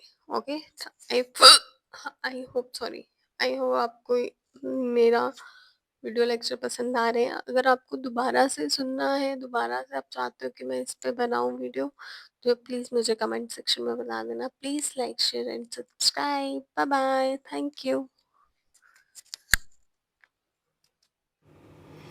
Welcome to the mayor classes. हमने अभी तक पढ़ा था historical background of Indian constitution. उसमें भी हमने क्या चीज़ पढ़ी थी? कंपनी रूल हमने कंप्लीट कर लिया था। मैंने आपको बोला था हम साथ साथ में MCQs भी करेंगे। मैं कुछ MCQs निकाल के लाई हूँ, आज वो डिस्कस करते हैं। Through which act discuss means मैं आपको पूछूंगी, आप मुझे उसके आंसर्स कमेंट सेक्शन में बताओगे। Through which act Governor of Bengal was designated as the Governor General of Bengal? Option A, Regulating Act of 1773, Indian Council Act 1861, Government of India Act 1858, Indian Council of Act 1909। जिसने मेरा last lecture देखा था historical background of Indian constitution, historical background of Indian constitution, उसे ये पता लग गया होगा अभी तक की कंपनी रूल में हमने कहाँ तक पढ़ा है, तो उसका आंसर उसको तो ईजिली पता लग जाएगा। बट मैं बता देती हूँ कि जितना इंडियन काउंसिल एक्ट आया है, गवर्नमेंट ऑफ इंडिया एक्ट आया है, इंडियन काउंसिल एक्ट आया है 1909, ये सारे एक्ट्स आते हैं क्राउन रूल में। तो एक ही एक्ट है जो कंपनी रूल में आता है, that is the first act regulating act of 1773। ये हमारा आंसर है। After which, second question, after which event did the British acquire the Diwali, sorry यहाँ पे दिवाली लिखा हुआ है, मिसप्रिंट हो गया, ये दीवानी ऑफ बंगाल, बिहार एंड उड़ीसा कौन से एक्ट में मिली थी? रेगुलेटिंग एक्ट में मिली थी, पिट्स इंडिया एक्ट में मिली थी, अमेंडिंग एक्ट में मिली थी, या एक्ट ऑफ सेटलमेंट में मिली थी? तो आपको पता है पहले दीवानी राइट्स मिले थे पहले ही एक्ट में, रेगुलेटिंग एक्ट 1773 में। When did the British East India Company establish its first trading post in India? कब पोस्ट हुई थी, कब आए थे ट्रेडिंग के लिए? ये आए थे 1600 में। तो आंसर इज ए 1600। देखो कन्फ्यूजन के लिए 1612 दे दिया, 1631 दे दिया, 1650 दे दिया, ये कन्फ्यूजन क्रिएट करने के लिए दे दिया। Next, the regulating act of 1773 was passed by the British parliament. किसके लिए पास्ड हुआ था? Establish A system of free trade in India, free trade करना चाहते थे। Bring the east India company under the British control, British control के अंदर लाना चाहते थे। इंट्रोड्यूस करवाना चाहते थे रिफॉर्म्स ऑफ इंडियन आर्मी, उसको लेके, या end of the practice of Sati system. आते ही तो ये सती सिस्टम पे तो आएंगे नहीं।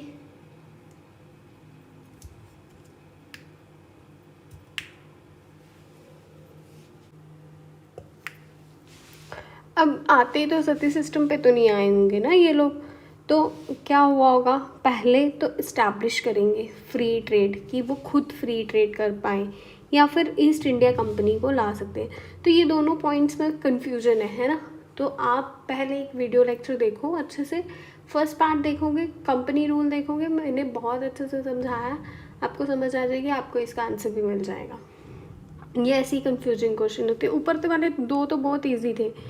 फिर है, who was the first governor general of India under the British east India company after the regulating act of 1773? 1773 के बाद कौन सा फर्स्ट गवर्नर जनरल था? Warren Hastings, Robert Clive, lord Cornwallis, या लॉर्ड क्लाइव? देखो दो तो मैं अभी एलिमिनेट कर देती हूँ। पहला लॉर्ड क्लाइव या लॉर्ड रॉबर्ट क्लाइव, या लॉर्ड क्लाइव सॉरी, या रॉबर्ट क्लाइव। देखो रॉबर्ट क्लाइव और लॉर्ड क्लाइव एक ही है, क्लाइव आ गया, मतलब ये तो है ही नहीं।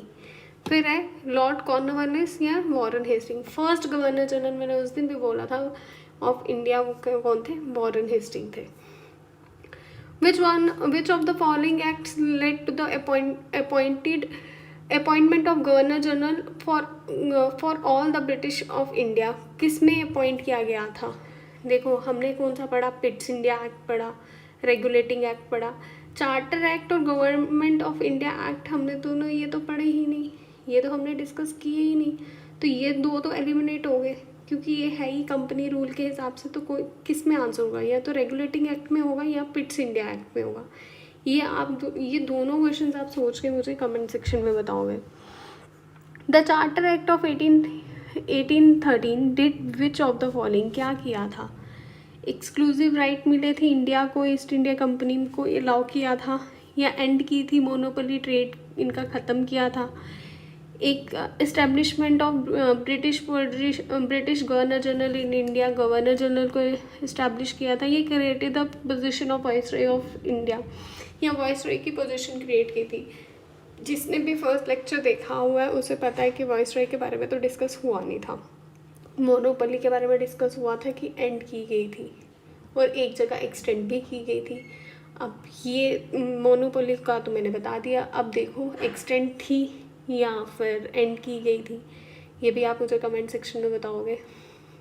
The east India company is rule in India ended after which event?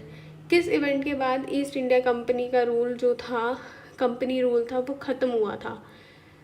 सबको पता है सन 57 की वो कहानी, खूब लड़ी मस्तानी, वो तो झांसी वाली रानी थी।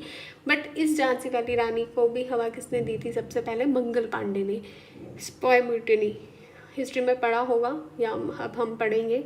तो इंडियन रेबिलियन ऑफ 1857 के बाद जो था कंपनी रूल ख़त्म हो गया। फिर हमारे एक्ट्स आ गए थे 1858 वाले, जिसमें जो आज हम डिस्कस करेंगे वो था हमारा क्राउन रूल। अब क्राउन डायरेक्ट रूल करेगा। इन सब के आंसर्स आप मुझे कमेंट सेक्शन में। हमने पहले पढ़ा था historical background of Indian constitution. आज हम उसी के एमसीक्यूज लगाएंगे। अभी उसमें थोड़ा सा हमारा पार्ट रहते हैं, बट पहले मैं एमसीक्यूज कर लेते हैं, फिर जो पार्ट रह गया नेक्स्ट वीडियो में हम उसे कंप्लीट करेंगे। With first question है, which of the following is are correct regarding the Government of India Act 1935? First statement दी है, it provided the establishment of an all Indian federation. It abolished the system of diarchy in the provisions. It introduced direct election for the first time in India. Options है 1 and 2, 2 and 3rd, 1 and 3rd, 1 second and 3rd. Answer क्या है 1 and 2. Explanation क्या है, the Government of India Act 1935 aimed to introduce an all India federation consisting of British Indian provinces and princely states, but it was never fully implemented. पूरा implement नहीं किया था because क्यों नहीं हुआ था, प्रिंसली स्टेट्स ने ज्वाइन ही नहीं किया था। डायरकी एबॉलिश्ड हुई थी प्रोविजनल लेवल पे, हर एक लेवल पे नहीं हुई थी, प्रोविंशनल लेवल पे हुई थी, but it introduce at the centre. इसको इंट्रोड्यूस कहाँ पे किया गया था, सेंटर पे।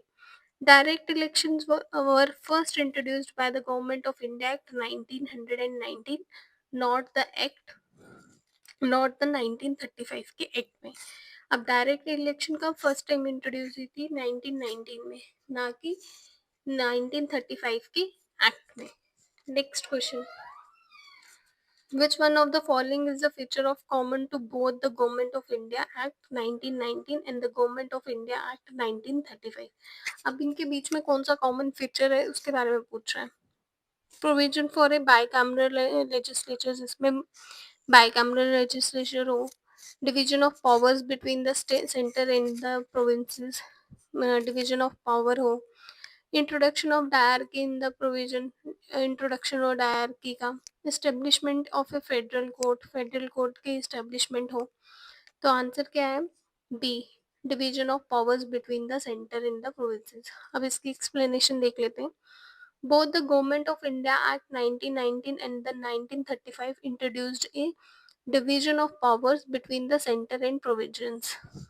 अब प्रोविंशियल लेवल्स और सेंट्रल लेवल पे क्या हो गया था, डिवीजन ऑफ पावर्स हुई थी। कौन कौन से एक्ट में हुई थी, सिर्फ दो एक्ट्स में हुई थी, 1919 और 1935 के एक्ट में। ये एक फाउंडेशन था किसका, फेडरलिज्म का इंडिया में। और the 1919 act introduce dyarchy at provincial level. अब 1919 के एक्ट में डायरकी को क्या किया, प्रोविजनल लेवल पे इंट्रोड्यूस किया था, प्रोविंशियल लेवल पे। वाइल 1935 के एक्ट में इसको रिमूव कर दिया गया था, but introduce it at the centre level. Provincial level पे रिमूव कर दिया 1935 पे, पर उसको इंट्रोड्यूस कब किया गया, सेंटर लेवल पे इंट्रोड्यूस कब किया गया, 1935 में। Bicameralism was introduced in 1919 but not in all provincial level. अब बाइकैमरलिज्म इंट्रोड्यूस हुई थी 1919 में, बट प्रोविंसेस में नहीं हुई थी। फेडरल कोड कब इस्टेब्लिश हुआ था, ओनली, वर्ड ध्यान से देखना, only under the act of 1935। इसका कोई लिंक नहीं है 1919 और 1935 के एक्ट से। ठीक है, कॉमन चीज क्या थी, डिवीजन ऑफ पावर्स सेंटर और प्रोविजन के लेवल पे, और ये फाउंडेशन था फेडरलिज्म का। सेकंड, 1919 में डायरकी इंट्रोड्यूस हुई थी प्रोविजनल लेवल पे, और 1935 में रिमूव कर दी गई थी प्रोविजनल लेवल पे, और इंट्रोड्यूस कहाँ की गई थी, सेंटर लेवल पे। बाइकैमरलिज्म जो है इंट्रोड्यूस हुआ था 1919 में, but not all provision. Federal court was established only under Act 1935. अब नेक्स्ट क्वेश्चन क्या है, हाँ ये दोबारा से आ गया। With the reference to the Regulating Act of 1773, consider the following statement. Regulating act में क्या था, it designated the governor of Bengal as the governor general of Bengal. क्या डेजिग्नेट किया गया था? सुप्रीम कोर्ट एस्टेब्लिश हुआ था कलकत्ता में। कंपनीज के सर्वेंट को एंगेज किया गया था, बोला गया था कि अलाउ किया गया था कि आप प्राइवेट ट्रेड भी कर सकते हो। ऑप्शन दिए 1 एंड 2, 2 एंड 3, 1 एंड 3, 1, 2 एंड 3। क्या आंसर इसका 1 एंड 2? रेगुलेटिंग एक्ट में governor of Bengal Warren Hastings ही गवर्नर जनरल ऑफ बंगाल थे, और उनके पास किस किस की सुपरवाइजरी थी? मद्रास और बॉम्बे की। It established the supreme court of Calcutta in 1774। 1774 में सुप्रीम कोर्ट को एस्टैब्लिश किया गया था। कहाँ? न्यू दिल्ली में, कलकत्ता में। और प्रोहिबिट था ट्रेड, ब्राइब्स लेना मना थी, प्राइवेट ट्रेड करना मना था। ठीक है। Which act introduced the system of separate electorates in India? Separate electorals कब से वो हुए थे इंडिया में, इंट्रोड्यूस कब हुए थे? इंडियन काउंसिल एक्ट 1861 में, या इंडियन काउंसिल एक्ट 1892 में, Morley Minto reform 1909, Montagu Chelmsford reform 1919। बताओ कब हुए थे? आंसर है इसका Morley Minto reform 1909। Morley Minto reform में separate electorates for Muslim which allowed only Muslims, जो मुस्लिम्स के हैं वो सिर्फ मुस्लिम को ही जाएंगे वोट करने, कैंडिडेट को जो हिंदू के हैं वो हिंदू को ही जाएंगे। ये पहली नींव डाली हुई थी इन्होंने। This was the first formal step to for communal representation की ये नींव थी। Later the Montagu Chelmsford reform extended it, बाद में इन्होंने कहा था कि एक्सटेंड कर दिया था सिक्स तक, एंग्लो इंडियंस तक और अदर माइनॉरिटीज तक। Which act is known as the blueprint of the Indian constitution? Blueprint किसको कहा जाता है इंडियन कॉन्स्टिट्यूशन का? गवर्नमेंट ऑफ इंडिया एक्ट 1858 को, Indian council act 1892, government of India act 1935, Indian independence act 1947। इसका answer है government of India act 1935। The government of India act 1935 में बहुत सारे आज भी हमने जो फीचर्स हैं वो हमने कहाँ से लिए हुए हैं? 1935 के एक्ट से, जैसे फेडरलिज्म, प्रोविंशियल ऑटोनॉमी, जुडिशरी। ठीक है। Next question, which of the following acts introduced separate electorates in India? किस एक्ट में separate electorates आए थे? Indian council act 1861, Indian council act 1892, Indian council act 1909, government of India act 1919। अभी हमने पढ़ा, कब आया था Indian council act 1909 Morley Minto reforms में। ठीक है, जिसमें हर एक के लिए, सिक्स के लिए अलग होंगे, हिंदू के लिए अलग, अलग क्या, मुस्लिम सिर्फ मुस्लिम को करेंगे, सिख सिख को करेंगे।